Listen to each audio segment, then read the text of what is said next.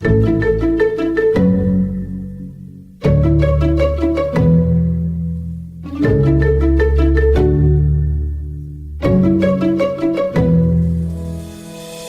to Business Better, a podcast designed to help business navigate the new normal. I'm your host, Steve Burkhart. After a long career at global consumer products company BIC, where I served as Vice President of Administration, General Counsel, and Secretary, I'm now of counsel in the litigation department at Ballard Spahr, a law firm with clients across industries and throughout the country. This is episode 3 of the Trauma-Informed Investigation series. Today's episode features a discussion on the impacts that trauma can have on the brain, with special guest Anne DePrince, a clinical psychologist and professor of psychology at the University of Denver, and author of Every 90 Seconds, Our Common Cause Ending Violence Against Women. Speaking with Ms. DePrince is my Ballard Spahr colleague, Jill Steinberg, a partner in Ballard's Philadelphia office, and Katharine Manning, author of The Empathetic Workplace, 5 Steps to a Compassionate, Calm, and Confident Response to Trauma on the Job, and the president of Blackbird, DC. So now let's turn the episode over to Jill Steinberg. This is Trauma-Informed Investigations, a podcast from Ballard Spahr. I'm Jill Steinberg, a partner at the firm, and I'm joined by Katharine Manning. The intention of this podcast is to examine organizational responses to sexual abuse allegations from the perspective of individuals like us who've handled these types of matters. For me as a prosecutor handling these cases for many years, and for Katharine as a lawyer and expert on trauma and victims' rights. In the prior 2 episodes, we used a hypothetical to facilitate our discussion. That fictional scenario involves the sexual abuse of a teenager at a camp that's held on a college campus. We discussed how to identify suspect behavior, the role of witnesses to these events, and how they should respond. We also talked about the first disclosure and how that listener should respond. Today, we talked to an expert about trauma and the brain. Dr. Anne DePrince is a distinguished professor in the University of Denver's Psychology Department and Associate Vice Provost of Public Good Strategy and Research. Among other things, she studies the impact of violence and trauma, particularly on women and children. Welcome, Anne. Thank you very much for having me today, Jill. Thank you, and welcome, Katharine. Thanks, Jill. It's such a pleasure to be back here on the podcast with you, Jill. And Anne, I am thrilled that you are able to join us today because you have such a strong background in studying these issues of trauma and how it affects the brain. I would love if you could talk a little bit about your experience in this area, how you got into it, and sort of the parameters of the things that you've studied. Of course. Thank you. I've been studying trauma for more than 20 years now, and I started off focusing on traumatic stress broadly. And over time, as I've collaborated with police and community-based agencies, victim service providers, really my focus has honed in on looking at the impact of gender-based violence, particularly violence against girls and women, as well as adolescent dating violence, child abuse, and so forth. And a lot of my work has been really informed by trying to understand how research can have practical implications for folks who are directly serving crime victims and survivors. Perfect. That's exactly what we are hoping to illuminate here today. The hypothetical that we've been working with through this podcast involves a 14-year-old girl who is a victim of child sexual abuse by a camp counselor. She discloses to a guidance counselor at her school. As you know very well, often those disclosures can be confusing, incomplete, jumbled, and a lot of that is because of the way trauma affects the brain. Can you talk a little bit about how that is? Well, when we think about how trauma gets processed, there are multiple points in time that we need to consider. So, for example, there's the immediate trauma as it's unfolding and what the brain and your physiological systems are doing in response to the trauma. And that certainly has an impact on what gets, for example, encoded so that it can possibly be remembered later. Then you have things that happen in the interim between the trauma and when a disclosure or when a disclosure or report happens downstream. There are things there too that can affect the quality of memory, such as sleep. And then ultimately you have the circumstances you alluded to of a disclosure, say, to a guidance counselor, where that context also can have an impact on how people make meaning of what happened to them, how they think about and tell the story of what happened. So trauma's impact on the brain isn't necessarily a particular moment that we're considering in isolation. Rather, I think about this whole process from encoding and coping in the moment through to the disclosure. That's so interesting. I want to unpack each of these stages. So first, when you talked about the immediate trauma in the moment and what gets coded, what are some of the things that go into that? Among the many interesting things to think about of how the brain responds to trauma is that many of the processes that are underway are automatic, that we don't sort of pause and say, a trauma is now unfolding and this is how I will respond to it. Instead, what happens is really a cascade of responses. So, for example, say as a trauma begins to unfold, the victim's brain perceives that something seems off. There are parts of the brain, such as the amygdala, that get recruited to try to make quick judgments about, is this a dangerous situation or not? And depending on what how the brain is making sense of the information that's coming in, then you might see a host of different outcomes. It might be the case that the amygdala signals, this seems like a danger. And then what your body has to do is mount a response to that. So it recruits hormones that start flowing, hormones that might prepare you to run away, to fight, or even to freeze. And there isn't conscious control that a person has over what their body decides to do. It's sort of the best judgment of your physiological system, if you will, of what it seems like it will take to survive that moment or that particular trauma. So pause there before I sort of talk a little bit about encoding and memory to see if that resonates with you. Yeah, I think that makes a lot of sense, that in that moment, it's almost like your physiology kind of takes over and decides what is going to happen without you even being consciously aware of what it's doing. So when I think about, in our hypothetical, a 14-year-old girl who is maybe being approached by a much older man in a position of authority, that could cause that kind of reaction of, as you mentioned, freeze, perhaps, like a dissociation sort of response. Absolutely. Dissociation is something that I've looked at in my research as well as many trauma researchers. And dissociation is an experience where people can feel, they can experience it as time slows down or they felt outside of their bodies. I think of it as a strategy that our bodies and brains use to get through a traumatic experience. But that certainly can have an impact when we connect this to later what the guidance counselor hears. That can have an impact on how confident people are in their memory, how certain they are of what happened, because dissociation can make one feel like the things were unreal or that things didn't happen in a linear fashion. I wonder, there are two facts in this scenario that could potentially impact someone in that moment. But I want to ask you, in your experience, what, if any, impact that this might have. The first is this being a 14-year-old girl versus being an adult. And also the fact that the person who is the abuser in this scenario is a person in a position of trust. What, if any, impact do those two factors have? Or do you find that this reaction of the brain happens no matter what sort of the contextual scenario might be in terms of age or the abuser? These are great questions. Let's take the abuser piece first.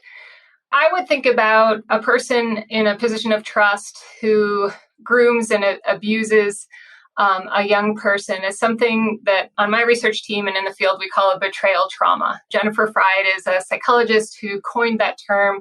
And a lot of my work has been concerned with how do we understand the impact that that close relationship or that dependence on someone else has on how you make sense of what's happening and how your brain and your body cope with and respond to the trauma. And so, Jill, I think you're really onto something here with your question, because the fact that that person is in a position of trust can cause a few different things. We see that betrayal traumas are linked with higher levels of dissociation. So that position of trust may have an impact on the kinds of coping that a brain and a body use. In addition, it can just be simply confusing to a person that if it's somebody you trust, then victims can be more likely to doubt and question themselves about what's happening. So where in other circumstances, we might have sort of a sixth sense that tells us something's wrong in a situation, it can be hard to detect and sort of decode that something's wrong when it's a person in a position of trust. We also see in terms of betrayal trauma, there are strong pressures to be unaware of what's happening. So you could think of that as strong pressures for victims to make it seem okay to themselves, to tell themselves nothing's wrong, this is all right. And again, you can imagine how that dominoes out and has an effect downstream when somebody discloses. Again, because they might not be confident about what happened. They may not have come to the conclusion themselves to label something as abuse because an abuser told them they were loved or valued. So I think these are really important pieces of that position of trust dynamic. Excellent. Thank you so much. And I wanted to talk next about what you called the interim period. So in between the moment of trauma, which, obviously can be multiple moments, but between the trauma and the disclosure, there's a time period in between. And you talked about how that can also affect the way that somebody thinks of and recalls the traumatic experience. So can you talk a little bit about that? Certainly. One of the things we know from research that is interesting to consider is that for especially emotion memories, that a lot of the work of consolidating memories happens when we sleep. So you might expect that somebody who hasn't had a chance to rest or sleep between the time that a trauma happens and when they're being interviewed, that things may be more jumbled, that there's something about sleep that's very important to the sort of integration and consolidation and long-term storage of memories. So you have some immediate things in that interim, like sleep, that can have an impact. One of the things that can be a myth about memory is that necessarily that interim period, if it's longer, that memories will be faded or less reliable or less consistent. And I would discourage thinking that way, because one of the things we know about how the brain encodes, especially emotionally salient information, is that that information tends to get recalled and rehearsed over time. And so you don't see the degradation of memory for things like sexual assault that you might for what you had for breakfast. That wasn't probably a terribly emotional experience. You don't recall it over time and sort of rehearse the memory. So that interim period can also involve people recalling and rehearsing the memory, which will help to keep that memory intact in long-term storage. So interesting. One of the things that I believe I've heard is that the way that memory can be encoded in that moment can be somewhat fragmentary, and that it seems to be focused mostly on the things that are kind of the most dangerous or most important to survival. So like the example would be if you were held at gunpoint, you might be very clear on the gun, but not know if the person had glasses on or not, because you're more focused on the gun. Is that true? There is truth in that. So the way that researchers would talk about it is that you have central details in an experience and peripheral details. And what your brain picks as central, just like the other automatic processes we were talking about, as a trauma is unfolding, you don't get to choose the gun or the glasses or the clock or the hotel room number, that those things are central. Your brain picks what's central. And that's what gets most of your attention. And what gets your attention is best encoded. The peripheral details, the other things that your brain isn't paying as much attention to, they don't get encoded as well. So it can be more fragmentary, as you're saying. And those details don't tend to get rehearsed. So over time, the things that were central tend to get remembered and rehearsed. They might even be intrusive memories from the assault. And that's another exposure to those central details. So that's what I mean by rehearsed over time. And so you get this strong memory for what's the brain picked as central, but not for the peripheral details. Let me ask you a question about some of the language that we're using, just in case some of the listeners don't have an extensive background in this space. The word encoding, for example, I've seen that in the literature, and it's something that, I've had conversations with people about where that word is employed. So I feel like I understand it, but listeners might not understand it. And there's also a phrase in the literature about the lack of integration or the disconnection of information in the brain under stress or trauma. And I was hoping maybe you could try and explain that in more common language. For example, encoding, when I think about that, is it's taken in and retained. But I wonder, does that mean if something is not encoded, it never comes in, or it comes in, but it might be floating around somewhere where you can't bring it to the front of your mind? Like what exactly does that word mean, and the issue of the lack of integration, that phrase, mean? So Jill, to your question about lack of integration, one of the tasks that your brain has is to pull together different kinds of information.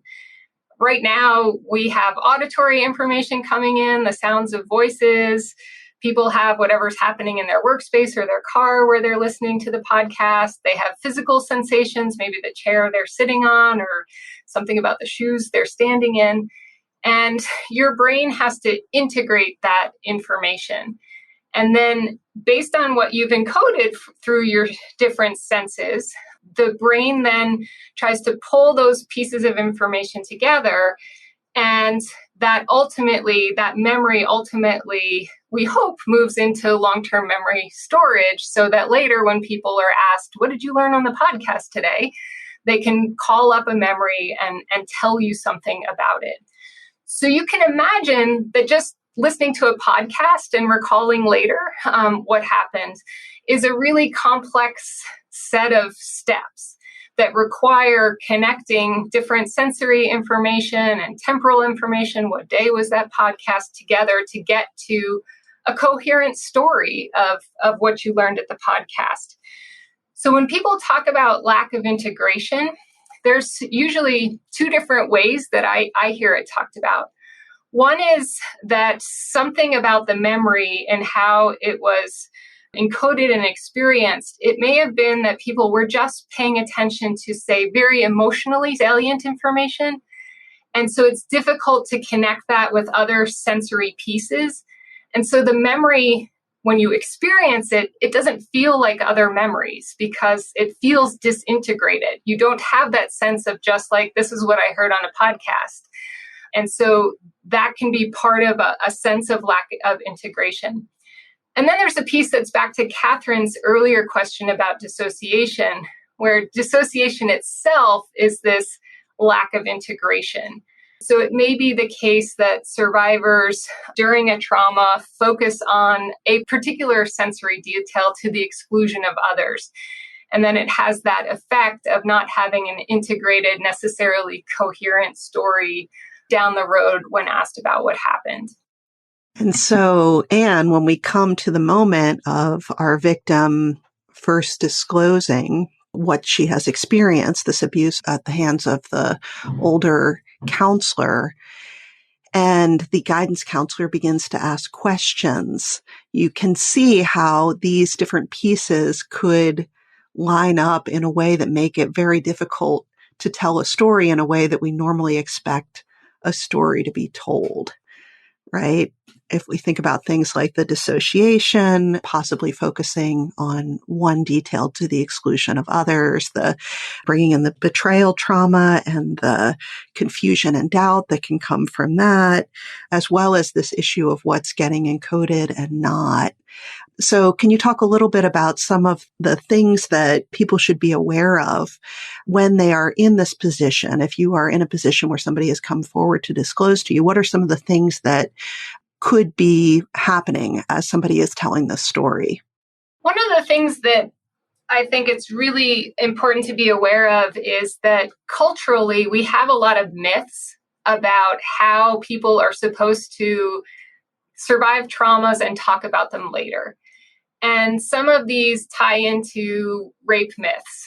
The idea that if there was a sexual assault, for example, that every survivor would have fought back and would have had wounds to show that they'd fought back, and things that we know just simply aren't true for everybody. And so we also have these kind of myths for how people should talk about their trauma. And I hear a lot, for example, the assumption that people should be able to tell this linear story. If it was a trauma, then it was necessarily important. And if it was important, then you're going to remember everything.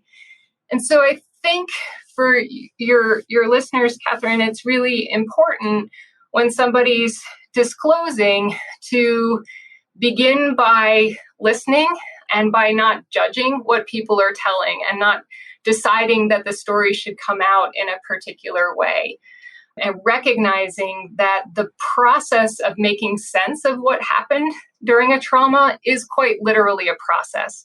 It's not a moment. And very few of our memories, whether they're traumatic or not, come out as a perfectly constructed story. But we have this myth that that's what trauma survivors are supposed to, how their stories are supposed to sound, and it is nothing more than a myth. And I think it's typical for whether it's someone who's in Katharine's position who might be working with a victim and supporting her throughout this process, sort of the victim services, and as a victim advocate, a prosecutor like myself who's in the role of representing the government, but hopefully aligned with a victim in terms of outcome. You see over time as you're engaging with that person that they might remember more or remember things differently. Of course, in the context of a trial, that's something that can come out in the course of cross-examination. But it's something that, at least for me, I was not concerned about because I knew that was sort of a natural part of the process. I mean, a part of just the person, unfortunately, in some ways, having to repeat the story over and over again, but also as a result of therapeutic and familial and positive influences around this person. Is that your experience as well as a researcher, that you see that over time that individuals are able to remember more as a result just of the passage of time and sort of positive therapeutic and other things that are going on in their lives to help them deal with the trauma? Yes, it certainly can be the case. And we know that in lots of ways through psychology research. So if I asked you just, what did you have for breakfast? You'd probably give me a couple word answer. If I took the time to explore what was happening right before breakfast, during breakfast, and after breakfast, you'd probably be able to tell me a lot more. So what you're getting at, Jill, is people have had the opportunity to call up the memories.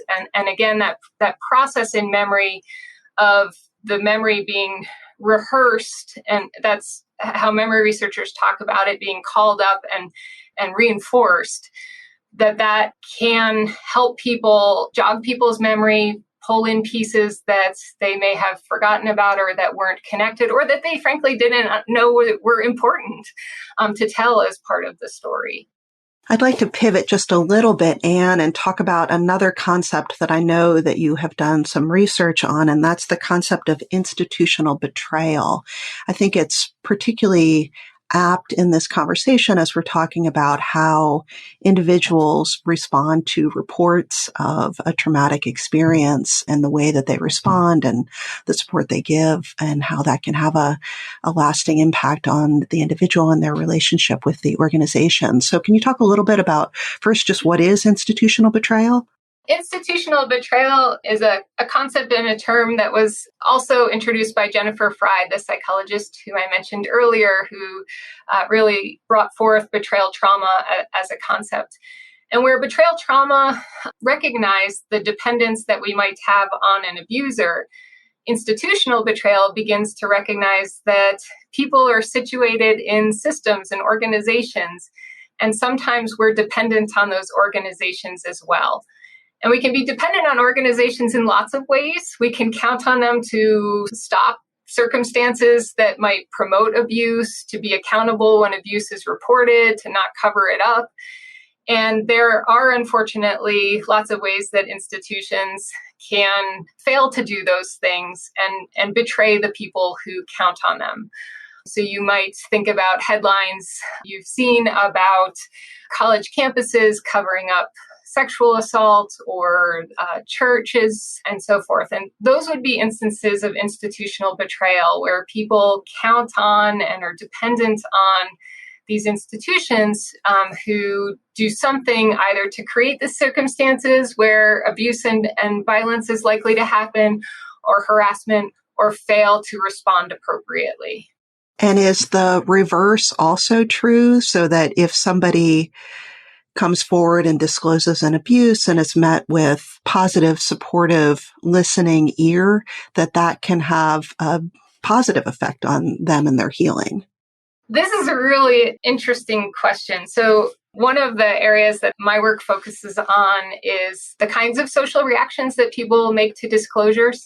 And some of those are positive things you might think of, such as providing emotional support or tangible support, that is, helping somebody get to the healthcare that they need. There are also lots of negative reactions, such as blaming victims, taking control away from them, treating them differently because of what happens, because of what they disclosed. And negative reactions tend to predict negative things, but positive things don't necessarily predict positive outcomes. So there are many ways to add injury to harm, and that's important to be cognizant of. In individual disclosures, what we think that literature means is that people are disclosing in the hopes that they'll get help, that you, who is listening to the disclosure, will be helpful to them. And if you are, that's great. You've sort of met the expectation. But if you react in a negative way, then that expectation that they came into the disclosure with is violated, and it can add to the stress and strain of the trauma. So that's more at the individual level, but let's talk now about at the institutional level. I think what we've seen so far in the literature is something parallel.